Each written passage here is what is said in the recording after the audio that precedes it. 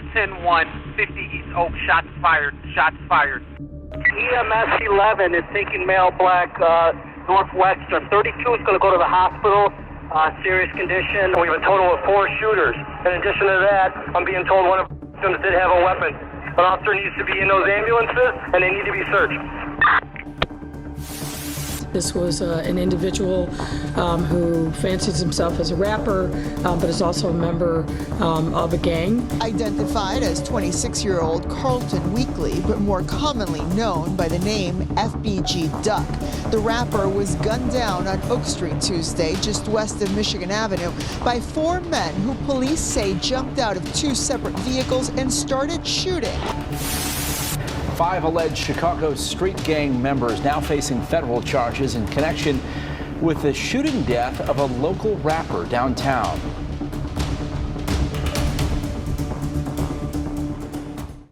Tuesday, the 4th of August, 2020. Carlton Weekly, known globally as the popular Chicago rapper FBG Duck of the Flyboy gang set, woke up looking forward to a positive day. The day was no regular day to him. It was the day he would buy gifts for his son's birthday, which was just about a week away on the 11th. FBG Duck was a multifaceted man whose character held many roles, but one he embraced the most was being a father. Duck left home that morning, accompanied by his girlfriend at the time. Their destination was the Gold Coast area, a luxury and boutique shop district near the city's downtown. What Duck didn't know was that rivals outside of his gang was also planning to arrive at a destination as well, but the destination was him. 4:10 p.m. on Oak Street, FBG Duck was in the vicinity. He got out of the car, driven by his girlfriend, and is said to have stood in a line outside.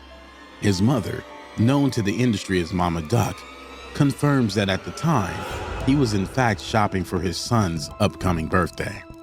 Duck was probably all smiles thinking about how much his son would be happy, but the truth is, his son would be stricken with grief for the time on his father's life, only having a couple minutes left. As Duck was outside, those plotting on his life got into action. How they knew he was there? Most likely tipped off. Surveillance cameras captured the moment events were set into motion, showing what is believed to be a covert mission in progress. Assailant Charles Liggins, also known as C-Murder, Christopher Thomas, also known as C-Thang, Kenneth Robertson, also known as Kenny or Kenny Mac, and Marcus Smart, also known as Muwop, were captured on footage running down a stairwell at Parkway Gardens at 63rd and Martin Luther King Drive. Affidavit records state Smart, aka Muwop, and one other got into a Ford Fusion owned by Carlos Offord, also known as Los. The FBI believed Liggins, aka C-Murder, got into a Chrysler 300 with the remaining 2.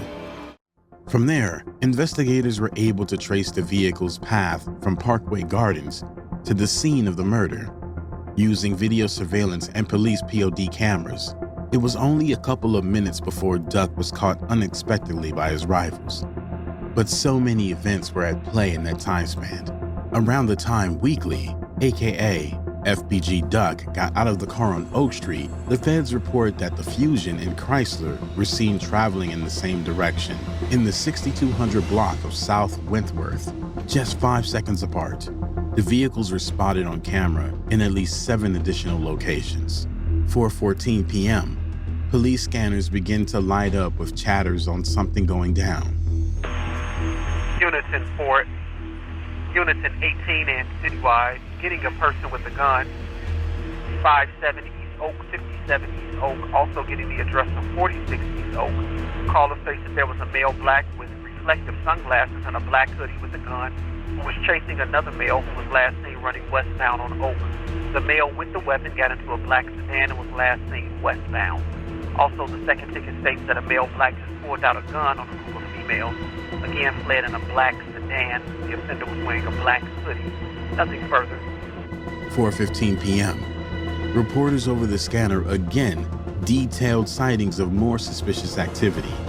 2 males ran inside the Montclair store claiming to be hiding from someone. And for the Unison 18, be advised, we're now getting another ticket of a check the well-being at 33 East Oak Street at T-Mobile.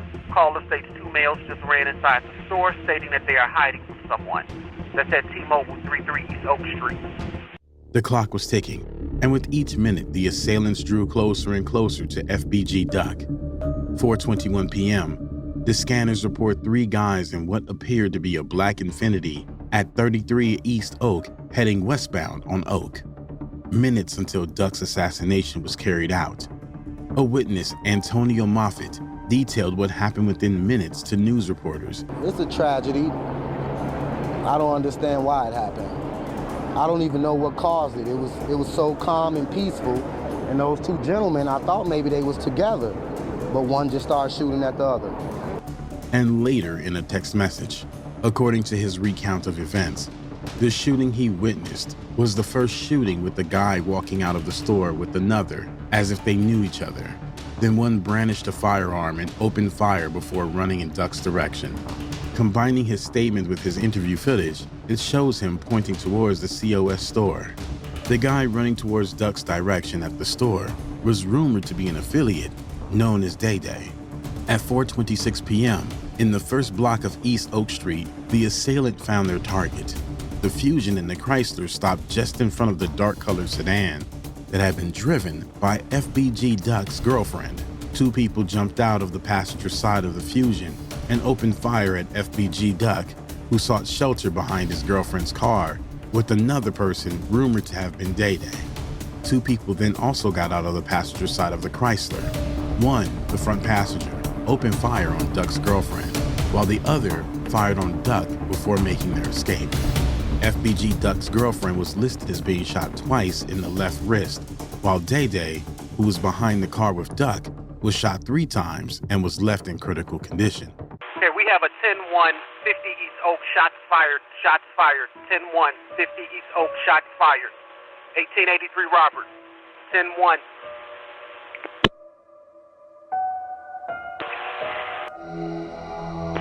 So we got at least 2 people shot right here. 70 East Oak.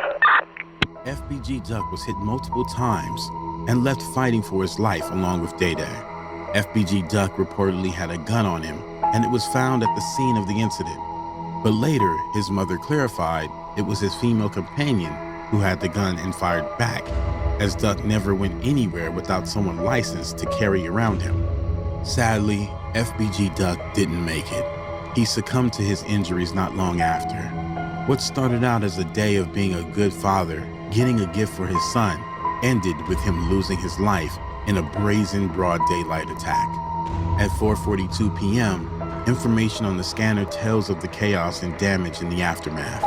One black male was reported in critical condition with serious wounds to the neck area. EMS 11 is taking male black Northwestern. 32 is going to go to the hospital. Serious condition, wounds to the, looks like the neck and ear area. Both Duck and Day Day were in bad condition, so as to who in particular the dispatch was referring to is unsure. But images of Day Day after surviving the attack show his chest area stitched up, so it leans towards Duck being the one stated in critical condition. At the scene of the crime, officers reported to have collected 38 cartridge casings, including one .357 caliber casing. At the same time, the assailant, having accomplished their mission to bring an end to FBG Duck's life, was now focused on their getaway. The police scanner kept track of information being filtered in of sightings. The Chrysler was spotted on police cameras in 8 additional locations before surveillance video showed it returning to Parkway Garden at 4:56 p.m. According to affidavit files, the video showed Liggins, aka C. Murder, getting out of a passenger seat.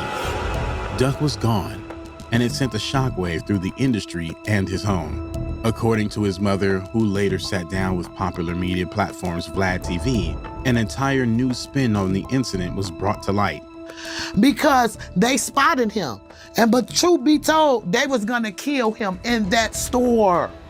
But he decided to leave, doing his duty that he didn't put them people at risk. He even told one of the young ladies in the store get in her car and leave. The ones responsible was in the wind, or so they believed. August 5th, the day after Duck was murdered, Chicago police reportedly found the Chrysler in the 2100 block of Gunderson in Berwyn and towed it. A search was conducted on August 13th, 2020, where investigators allegedly found a handwritten note that appeared to list Liggins, aka C. Murder's Facebook and Instagram accounts, as well as a phone number for Liggins and BM, which the FBI took to mean baby mama. In the midst of the intense events that took Duck's life, initial reports listed the escaped vehicle as a dark gray Chrysler and black Infiniti. But the actual models of the car were later determined to be a black Ford Taurus and a silver Chrysler 300. The plates